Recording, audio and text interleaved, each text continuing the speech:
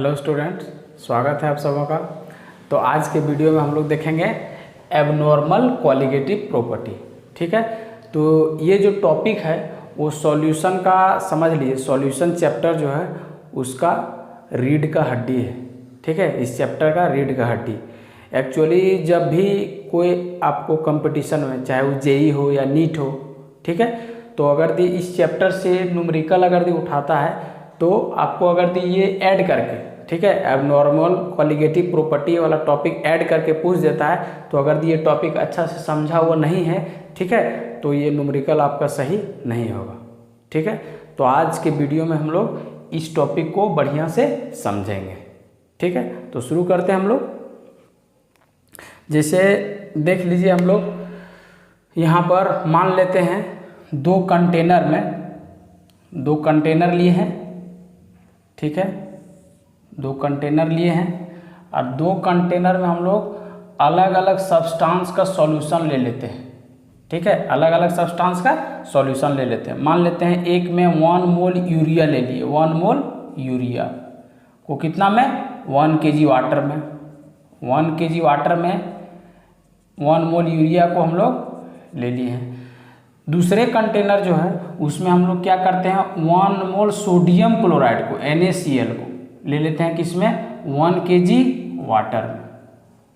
ठीक है, एक कंटेनर में हम लोग क्या किए हैं, एक कंटेनर में 1 मोल यूरिया को 1 kg वाटर में ले लिए हैं और दूसरे कंटेनर में 1 मोल NaCl को, सोडियम क्लोराइड को 1 kg वाटर में ले लिए हैं।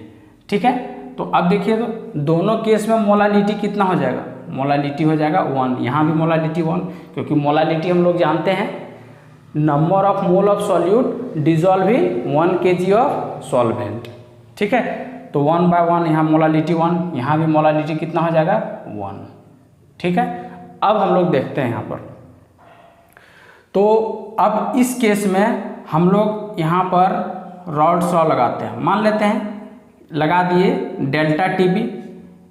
ये क्या है, एलिवेशन इन बॉइलिंग पॉइंट। तो delta TB is equal to हम लोग पढ़े हैं, फॉर्मूला सबको पढ़े रहते हैं, KB into molality of solution. ठीक है, और वाटर का हम लोग केबी पता है, वाटर का जो केबी का वैल्यू होता है वो नॉन है कितना 0.52 केल्विन केजी पर मोल या डिग्री सेल्सियस केजी पर मोल। यहाँ मोलालिटी 1 है तो यहाँ वैल्यू कितना आ गया 0.52 डेल्टा टीबी। ठीक है, इस केस में भी हम लोग डेल्टा टीबी निकालेंगे। Delta TB is equal to KB into molality of solution. तो यहाँ भी वाटर का केबी जो है 0.52 ले लेंगे और मोलालिटी ऑफ सॉल्यूशन 1। तो यहाँ भी डेल्टा टीबी जो है आपका आ जाएगा 0.52।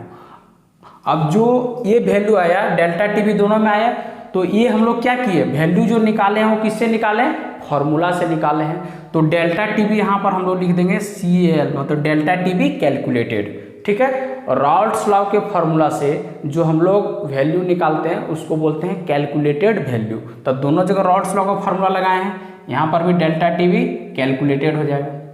ठीक है, अब हम लोग एक्सपेरिमेंटल वैल्यू इसका निकालते हैं। तो एक्सपेरिमेंटल वैल्यू जो डायरेक्ट इंस्ट्रूमेंट से हम लोग निकालते हैं। ठीक है, तो अगर दी डेल्टा टीबी या डेल्टा टीएफ हम लोग एक्सपेरिमेंटली निकालते हैं तो उसके लिए यूज करते हैं बेकमैन्स थर्मामीटर।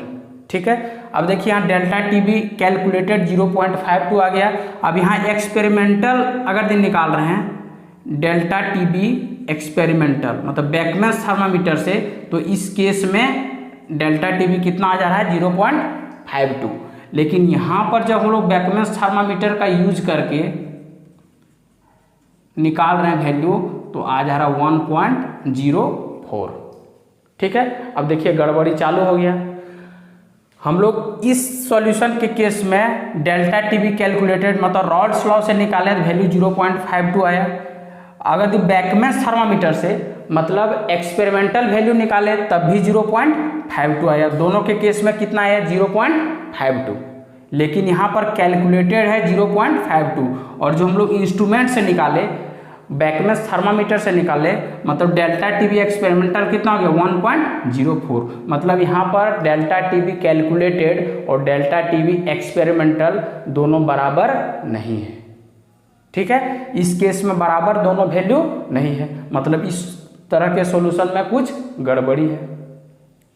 ठीक है, अब यहाँ पर देखिए, तो जब डेल्टा टी बी कैलकुलेटेड और डेल्टा टी बी एक्सपेरिमेंटल, मतलब इसको दूसरे तरीके से हम लोग बोल सकते हैं कि रॉल्ड्स लॉ कैलकुलेटेड वैल्यू, मतलब रॉल्ड्स लॉ के द्वारा अगर जो फार्मूला यूज किया गया उसके द्वारा वैल्यू निकालते हैं, ठीक है, और इंस्ट्रूमेंट के द्वारा निकालते हैं, तो जब दोनों के केस में वैल्यू बराबर हो जाता है, ठीक है, तो उस तरह के सॉल्यूशन को हम लोग बोलते हैं नॉर्मल सॉल्यूशन। ठीक है, और अगर यदि डेल्टा टी बी कैलकुलेटेड, मतलब जो रॉल्ड्स लॉ के द्वारा, रॉल्ड्स के द्वारा जो फार्मूला दिया गया है उसके द्वारा अगर वैल्यू निकाल रहे हैं तब, और एक्सपेरिमेंटली हम लोग वैल्यू निकाल रहे हैं तब, दोनों के केस में बराबर अगर वैल्यू नहीं आए तो उस तरह के सॉल्यूशन को हम लोग बोल देते हैं एबनॉर्मल सॉल्यूशन। ठीक है, इसको और दूसरे तरीके से हम लोग बोल सकते हैं कि उस तरह का सॉल्यूशन जिसमें रॉल्ड्स लॉ फॉलो करे उसको बोल देंगे नॉर्मल सॉल्यूशन, और जहाँ पर रॉल्ड्स लॉ फॉलो नहीं करे उसको बोल देंगे एबनॉर्मल सॉल्यूशन। फॉलो करने का मतलब क्या हो गया कि जो रॉल्ड के द्वारा फार्मूला दिया गया है, ठीक है, उस फार्मूला से और एक्सपेरिमेंटली हम लोग वैल्यू निकाल रहे हैं, कोई इंस्ट्रूमेंट के द्वारा डायरेक्ट वैल्यू निकाल रहे हैं, तो दोनों के केस में वैल्यू बराबर होना चाहिए। तो जहाँ बराबर होगा वहाँ रॉल्ड्स लॉ फॉलो करेगा, और जहाँ बराबर नहीं होगा वहाँ रॉल्ड्स लॉ फॉलो नहीं करेगा। तो देखिए, यूरिया के केस में रॉल्ड्स लॉ फॉलो हुआ है और सोडियम क्लोराइड के केस में रॉल्ड्स लॉ फॉलो नहीं हुआ है। ठीक है, तो अब हम लोग देख लेते हैं कि किस किस केस में रॉल्ड्स लॉ है जो फॉलो नहीं होगा, माने किस तरह के सॉल्यूशन में जो है रॉल्ड्स लॉ फॉलो नहीं होगा। ठीक है, अगर हम लोग पढ़ लेंगे कि रॉल्ड्स लॉ किस किस केस में फॉलो नहीं होता है तो उसके अलावा जितना बचेगा सब में रॉल्ड्स लॉ फॉलो होगा। ठीक है, तो अब हम लोग देख लेते हैं यहाँ पर, आगे बढ़ने से पहले थोड़ा एक पॉइंट हम लोग लिख लेते हैं। यहाँ पर क्या लिख लेते हैं कि solution which follows Raoult's law is called क्या, normal solution. Normal solution and solution which do not follow Raoult's law is called abnormal solution। abnormal solution। ठीक है, मतलब क्या कि जो रॉल्ड्स लॉ को फॉलो करता है उस तरह के सॉल्यूशन को हम लोग नॉर्मल सॉल्यूशन बोलते हैं, और जहाँ पर रॉल्ड्स लॉ फॉलो नहीं होता है, जो सॉल्यूशन रॉल्ड्स लॉ फॉलो नहीं करता है उसको बोल देते हैं एबनॉर्मल सॉल्यूशन। अब हम लोग आगे देखते हैं कि किस किस कंडीशन में रॉल्ड्स लॉ फॉलो नहीं करता है। ठीक है, तो आप लोग इसको राइट डाउन कर लीजिएगा। अब देखिए, यहाँ लिखते हैं Raoult's law do not follow in following case. Following case, पहला केस है जब सॉल्यूट क्या होगा, इलेक्ट्रोलाइट होगा। ठीक है, जब कोई भी सॉल्यूशन में सॉल्यूट इलेक्ट्रोलाइट होगा, इलेक्ट्रोलाइट कहने का मतलब किसको बोलते हैं इलेक्ट्रोलाइट, वैसा सब्सटेंस जिसको पानी में डालने पर कैटायन और एनायन में टूट जाए उसी को बोलते हैं इलेक्ट्रोलाइट। ठीक है, तो जब कोई भी सॉल्यूशन में सॉल्यूट जो होगा वो इलेक्ट्रोलाइट होगा तो वहाँ रॉल्ड्स लॉ फॉलो नहीं होगा, मतलब वहाँ रॉल्ड्स का जो फॉर्मूला है वो फॉलो नहीं होगा, वो फिट नहीं बैठेगा। ठीक है, तो पहला हम लोग लिखते हैं व्हेन सॉल्यूट इज इलेक्ट्रोलाइट।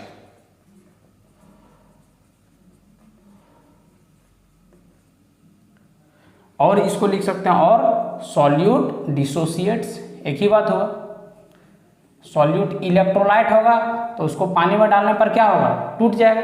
तो वैसा सॉल्यूट जो डिसोसिएट हो जाए, डिसोसिएट मतलब टूटना, टूट जाए, तो जहाँ पर सॉल्यूट को सॉल्वेंट में डालने पर टूट जाए वहाँ रॉल्ड्स लॉ फॉलो नहीं होगा। ठीक है, तो यहाँ पर थोड़ा लिख लीजिए, इलेक्ट्रोलाइट किसको बोलते हैं? इलेक्ट्रोलाइट सब्सटेंस which dissociates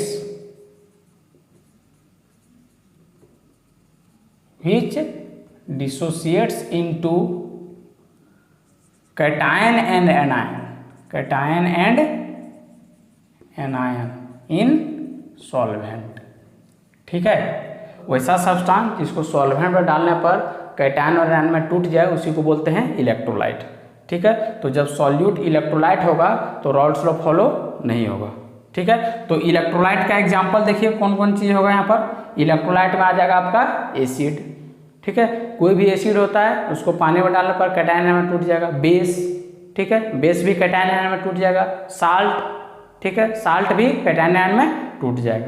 ठीक है, तो अगर यदि कोई सॉल्यूशन में या तो एसिड हो या बेस हो या फिर साल्ट हो तो वहाँ पर रॉल्स लॉ फॉलो नहीं होगा। तो यहाँ एग्जांपल में लिख लीजिए एसिड, बेस और साल्ट्स। ठीक, देख लीजिए यहाँ पर एसिड में कौन कौन हो जाएगा, एक एग्जांपल लिख लीजिए। जैसे HCl हो जाएगा, HCl को पानी में डालेंगे तो H प्लस Cl माइनस से टूट जाएगा। H2SO4 सल्फ्यूरिक एसिड, तो इसको भी पानी में डालेंगे तो 2H प्लस SO4 2 माइनस, ये हो गया सल्फेट आयन, तो एसिड भी टूट जाएगा। बेस में देख लेते हैं, बेस में जैसे हो गया सोडियम हाइड्रोक्साइड, तो इसको भी पानी में डालेंगे तो Na प्लस OH माइनस में टूट जाएगा। KOH potassium hydroxide, K plus OH minus में भी टूट जाएगा। साल्ट में देख लेते हैं, तो यहाँ पर एक दो एग्जाम्पल हम ले रहे हैं। तो जो भी एसिड होगा, चाहे जो भी बेस हो या कोई भी साल्ट हो, ठीक है, इस सब के केस में जो है रॉल्स लॉ फॉलो नहीं करेगा। तो हम यहाँ पर एक दो एग्जाम्पल लिख रहे हैं तो आप लोग को समझ जाना। साल्ट्स में जैसे हो गया NaCl, तो NaCl Na plus Cl minus, KCl K plus Cl minus. अब आप लोग को समझ में आ गया होगा कि जो हम एग्जाम्पल लिए थे, एक कंटेनर में यूरिया और एक में क्या लिए थे, सोडियम क्लोराइड। तो देखिए सोडियम क्लोराइड क्या है, साल्ट है, और साल्ट को पानी में डालते हैं तो टूट जाता है, और जहाँ पर टूटने का घटना हो गया वहाँ पर रॉल्स लॉ तो फॉलो नहीं करेगा।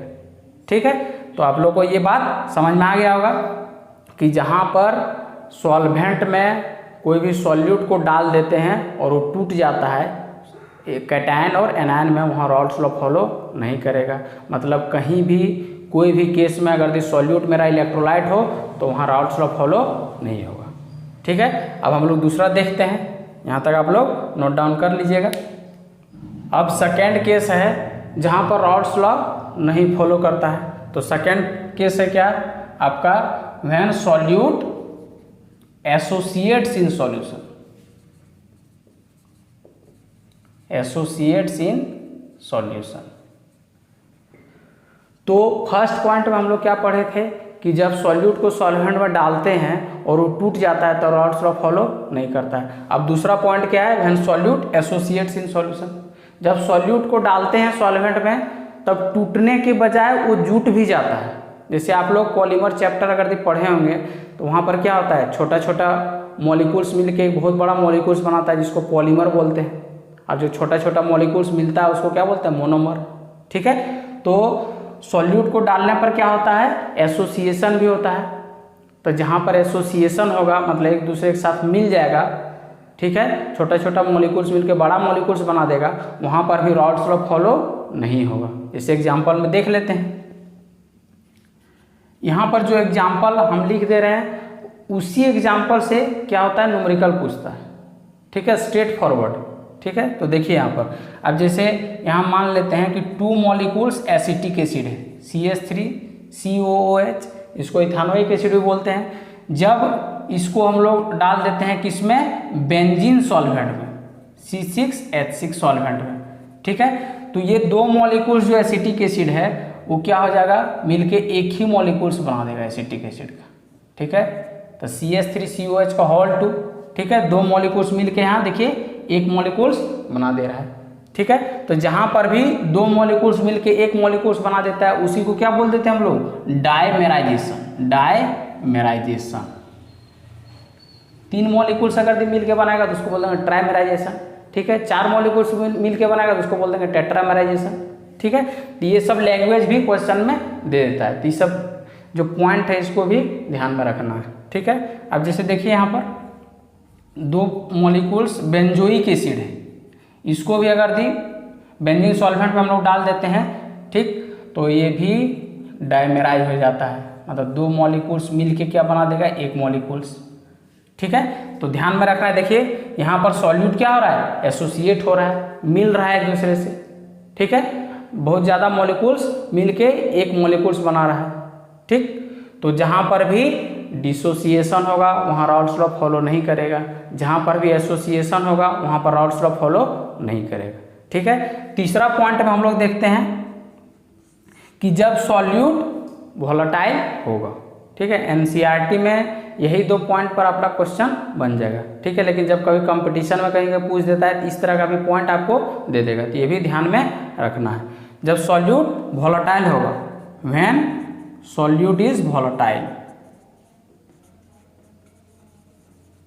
ठीक, जब सॉल्यूट वोलेटाइल होगा मतलब वैसा सॉल्यूट जैसे क्या होता है, कैम्फर हो गया आपका, ये सब क्या है, वोलेटाइल सॉल्यूट है। तो जब भी कोई सॉल्यूट को सॉल्वेंट में डालते हैं और सॉल्यूट वोलेटाइल हो तो वहाँ भी राउल्स लॉ फॉलो नहीं होगा। ठीक है, मल्टीपल चॉइस क्वेश्चन में ये सब पॉइंट भी दे सकता है, तो ध्यान रहेगा तभी तो। ठीक है, अब चौथा पॉइंट हम लोग देखते हैं कि जब रिएक्शन होगा सॉल्यूशन। ठीक है, मान लेते हैं कोई सॉल्यूट डाले सॉल्वेंट में और आपस में रिएक्शन कर गया तो वहाँ भी राउल्स लॉ फॉलो नहीं करेगा। ठीक है, तो लिख लेते हैं when reaction occurs in solution.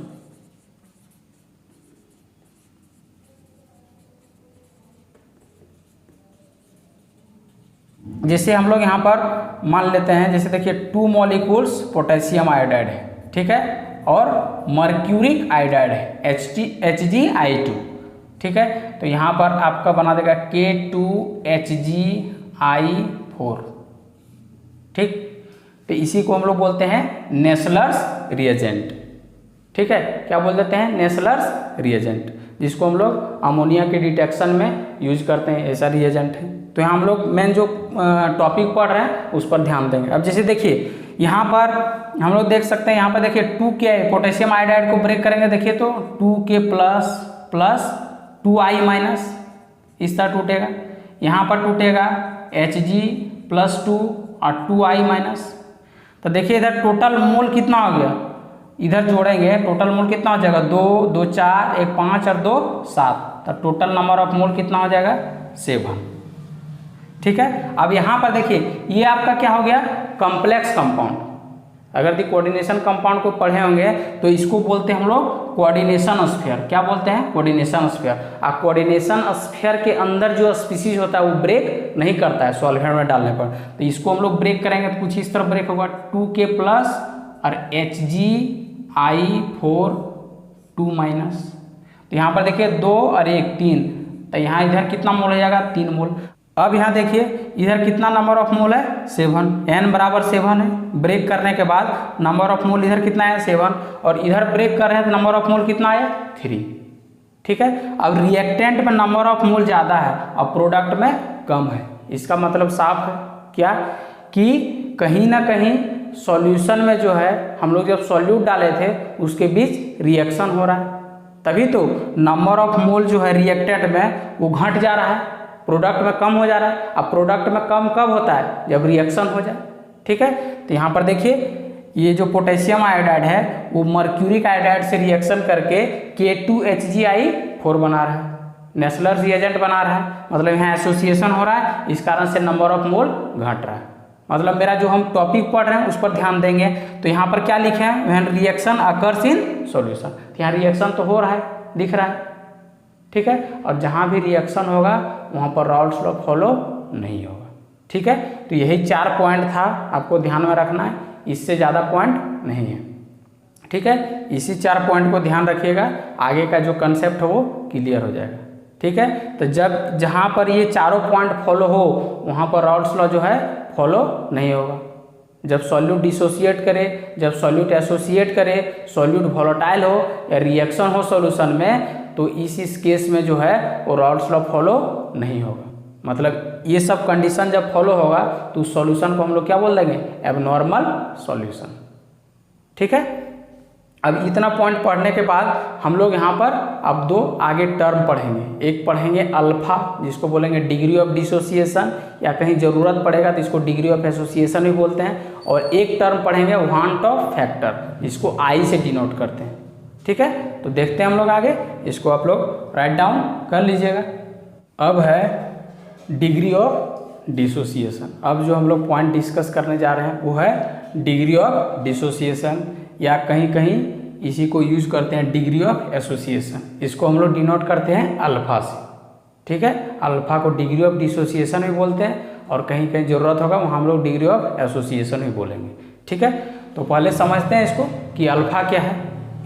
ठीक है, तो अगर यदि कोई सॉल्यूशन में हम लोग 1 मोल सॉल्यूट डाल दिए, ठीक है, 1 मोल सॉल्यूट डाल दिए और उसमें जितना टूट गया, ठीक है, उसी को हम लोग बोल देते हैं डिग्री ऑफ डिसोसिएशन।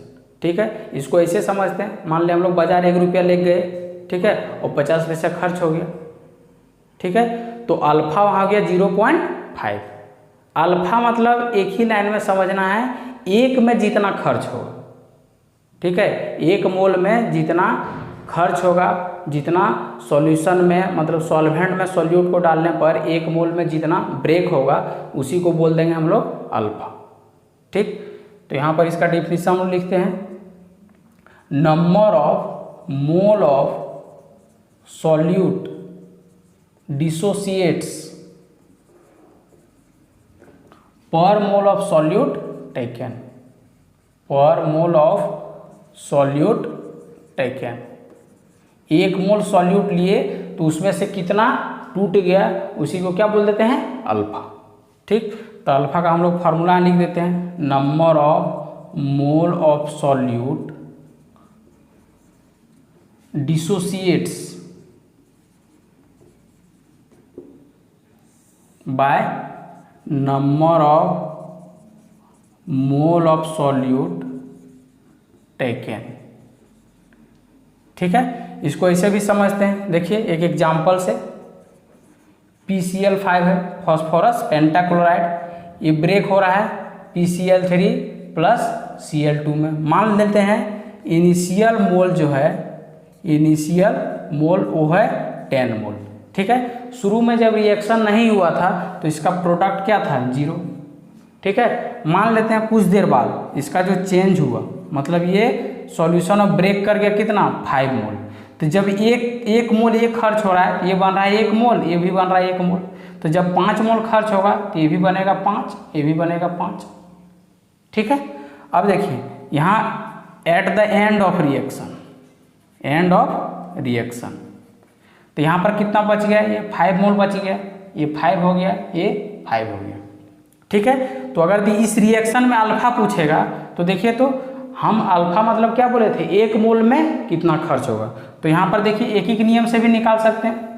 ठीक है, या फॉर्मूला पर भी डायरेक्ट रख सकते हैं। तो देखिए चूंकि यहाँ पर 10 मोल में कितना खर्च हो रहा है, 5 मोल, तो 1 में कितना खर्च होगा, 5/10, मतलब कितना हो गया, 0.5।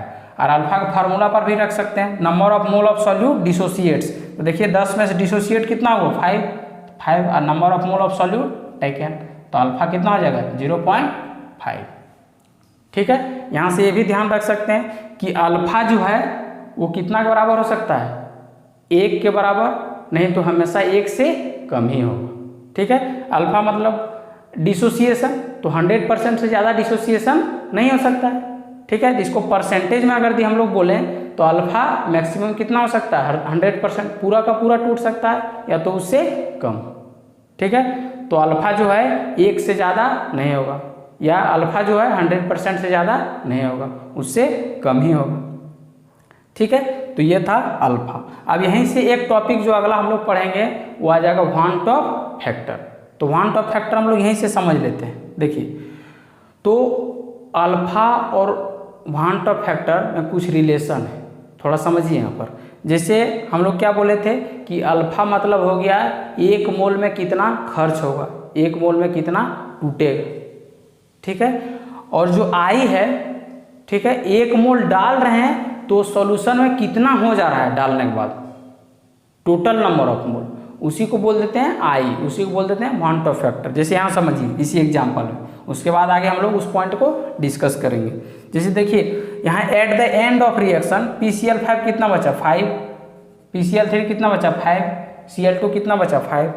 तो आई जो हो गया total number of mole of solute after dissociation और association by total number of mole of solute taken.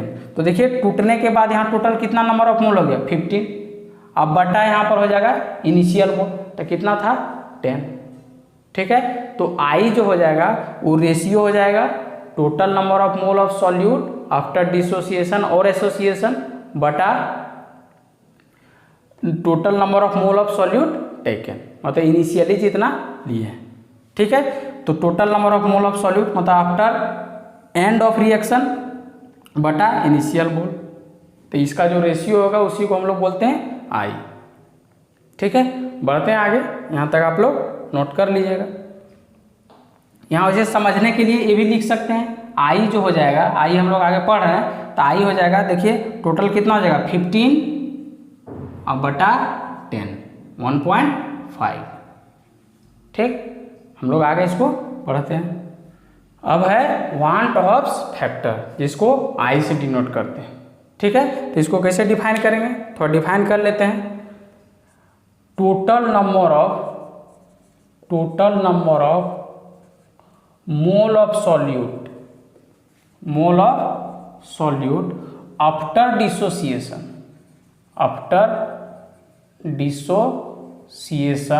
और एसोसिएशन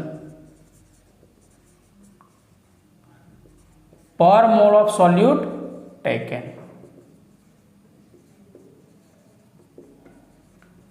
ठीक है, जब हम लोग 1 मोल सॉल्यूट लेते हैं तो रिएक्शन में या सॉल्वेंट में टूटने या जुटने के बाद, ठीक है, कितना नंबर ऑफ मोल हो जाता है उसी को बोलते हैं वॉन टॉप फैक्टर। ठीक है, तो अभी हम लोग एग्जांपल से समझ लिए थे, तो आई इज इक्वल टू हम लोग लिख सकते हैं यहाँ पर क्या, total number of mole of solute after dissociation, short में लिख देते हैं डिसोसिएशन और एसोसिएशन बटा total number of mole of solute before dissociation और एसोसिएशन। इसी का जो रेशियो होगा उसी को हम लोग बोल देंगे वॉन टॉप फैक्टर। ठीक है, total number of mole of solute after dissociation और एसोसिएशन बटा क्या हो जाएगा, total number of mole of solute before dissociation और एसोसिएशन। ठीक है, अब यहाँ पर देखिए यहाँ क्या है, total number of mole of solute. हम लोग को पता है कि number of mole is directly proportional to क्या होता है, नंबर ऑफ पार्टिकल। ठीक है, जैसे 1 मोल में कितना पार्टिकल होता है 6.022 × 10⁻23 मतलब Na पार्टिकल, तो 2 मोल में कितना हो जाएगा 2 × Na, 3 मोल में 3 × Na, मतलब क्या बोल सकते हैं यहाँ पर कि number of mole is directly proportional to number of particle. तो इसकी जगह पर हम लोग लिख सकते हैं, नंबर ऑफ मोल की जगह पर क्या लिख सकते हैं, देखिए टोटल नंबर ऑफ पार्टिकल, ठीक है, आफ्टर डिसोसिएशन, शॉर्ट में लिख दे रहे हैं डिसोसिएशन और एसोसिएशन बटा यहाँ पर क्या लिख सकते हैं, total number of particle before. यहाँ सिर्फ ये ध्यान रखना है आफ्टर डिसोसिएशन बटा बिफोर डिसोसिएशन। अब देखिए हम लोग ये भी पढ़े हैं कि number of particle is directly proportional to colligative property. Colligative property हम लोग पहले भी पढ़ चुके हैं। ठीक, तो यहाँ पर हम लोग लिख सकते हैं, देखिए टोटल नंबर ऑफ पार्टिकल की जगह पर हम लोग क्या लिख सकते हैं, कोलिगेटिव प्रॉपर्टी, शॉर्ट में लिख देते हैं सीपी आफ्टर डिसोसिएशन और एसोसिएशन बटा सीपी बिफोर डिसोसिएशन और एसोसिएशन, ये भी लिख सकते हैं। ठीक है, अब देखिए क्वालिगेटिव प्रॉपर्टी आफ्टर डिसोसिएशन और एसोसिएशन जो होता है उसी को बोल देते हैं हम लोग एक्सपेरिमेंटल क्वालिगेटिव प्रॉपर्टी, और क्वालिगेटिव प्रॉपर्टी बिफोर डिसोसिएशन और एसोसिएशन जो होता है उसी को हम लोग बोल देते हैं कैलकुलेटेड कॉलिगेटिव प्रॉपर्टी। तो देखिए इसी को आगे बढ़ाते हैं हम लोग, यहाँ लिख सकते हैं i is equal to colligative property after dissociation, और एसोसिएशन को हम लोग क्या लिख सकते हैं, एक्सपेरिमेंटल, शॉर्ट में लिख देते हैं EXP CP कॉलिगेटिव प्रॉपर्टी, और यहाँ हो जाएगा calculated colligative property before dissociation association. तो यहाँ से देखिए एक चीज़ हम लोग निकाल सकते हैं, experimental CP is equal to क्या जगह i into calculated colligative property, मतलब ये मेरा रिलेशन निकल गया। यहाँ हम लोग देख लिए experimental colligative property is equal to i into calculated colligative property है, ठीक है। तो हम लोग देखिए चारों कॉलिगेटिव प्रॉपर्टी में हम लोग कुछ फार्मूला पढ़े थे। देखिए फर्स्ट में ये पढ़े थे delta P by P not is equal to mole fraction of solute, ये पढ़े थे। सेकंड में हम लोग पढ़े थे delta TB is equal to KB into molality of solution. Third में हम लोग पढ़े थे delta TF is equal to KF into molality of solution. अब फोर्थ में हम लोग पढ़े थे pi is equal to CRT, ठीक है। तो ये जो फॉर्मूला था हम लोग रॉल्स लॉ के द्वारा पढ़े थे, रॉल्स के द्वारा, ये था वॉन टॉप्स के द्वारा, ठीक है। तो रॉल्स के द्वारा जो फॉर्मूला हम लोग ये तीनों पढ़े थे, तो यहाँ से जो वैल्यू निकाल रहे थे तो वहाँ पर कौन सा वैल्यू निकलता था हम लोग को, कैलकुलेटेड वैल्यू, क्योंकि फार्मूला से निकाल रहे थे तो कैलकुलेटेड वैल्यू, ठीक है। अब देखिए यहाँ पर, लेकिन अब ये सब जो फार्मूला था वो आगे थोड़ा देर के बाद हम लोग पढ़ेंगे कि ये सब जो फार्मूला था वो सब सॉल्यूट के लिए फॉलो नहीं होता था, ठीक है। ये फार्मूला उसी सॉल्यूट के लिए फॉलो होता था जिसको सॉल्वेंट में डालने पर वो टूटता है जुटता नहीं था, जैसे शुगर हो गया, यूरिया हो गया, ग्लूकोज हो गया, ठीक है। वो सब सॉल्यूट के लिए सब फार्मूला फिट बैठता था। लेकिन जब सॉल्यूट आ जाएगा इलेक्ट्रोलाइट तब ये फार्मूला फॉलो नहीं होगा, मतलब ये फार्मूला गलत हो जाएगा। तो इस फार्मूला को सही करने के लिए अब इसका हम लोग सहारा लेंगे। तो देखिए यहाँ पर क्या पढ़े, experimental colligative property is equal to i into calculated. अब देखिए ये सब जितना था सब क्या था, कैलकुलेटेड कॉलिगेटिव प्रॉपर्टी थी, ठीक है। जो वैल्यू निकलता था वो कैलकुलेटेड। अगर यदि इसमें हम लोग आई मल्टीप्लाई कर देंगे तो अब जो वैल्यू निकलेगा ये सब वो क्या हो जाएगा, मेरा एक्सपेरिमेंटल वैल्यू। और एक्सपेरिमेंटल वैल्यू ऑलवेज क्या होता है, सही होता है, ठीक है। तो अब जितना भी फार्मूला पढ़े हैं सब में हम लोग क्या करेंगे, आई को मल्टीप्लाई कर देंगे, वन टॉप फैक्टर को क्या करेंगे, मल्टीप्लाई कर देंगे।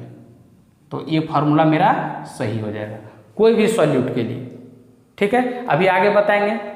तो शुगर ग्लूकोज के लिए आई क्या हो जाएगा, 1 हो जाएगा। अभी थोड़ा देर बाद समझ जाइएगा। मतलब ये सब फार्मूला जो है वो किसी भी सॉल्यूट के लिए सही ऑलवेज होगा, ठीक है।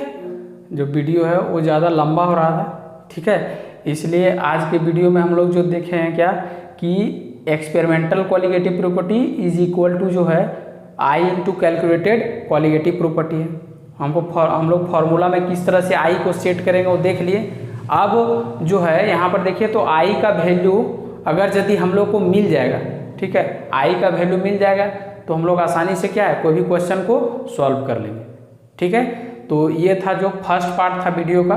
वीडियो ज़्यादा लंबा नहीं हो जाए इसलिए इसका सेकेंड पार्ट जो है, तो सेकेंड पार्ट में हम लोग क्या देखेंगे कि आई का वैल्यू जो है वो कैसे कैलकुलेट करते हैं, ठीक है। अभी तक तो हम लोग देखे क्या कि किस सॉल्यूशन में रॉल्स लॉ फॉलो होता है और किस सॉल्यूशन में रॉल्स लॉ फॉलो नहीं होता है। और यहाँ पर कैलकुलेटेड और एक्सपेरिमेंटल कॉलिगेटिव प्रॉपर्टी में आई के साथ रिलेशन कैसा है ये भी देख लिए, ठीक है। तो अगला वीडियो में हम लोग देखेंगे कि आई का जो वैल्यू है, ठीक है, वन टॉप फैक्टर का वैल्यू है वो कैसे कैलकुलेट करते हैं, ठीक है। तो आज के वीडियो में बस इतना ही, मिलते हैं हम लोग अगले वीडियो में। धन्यवाद।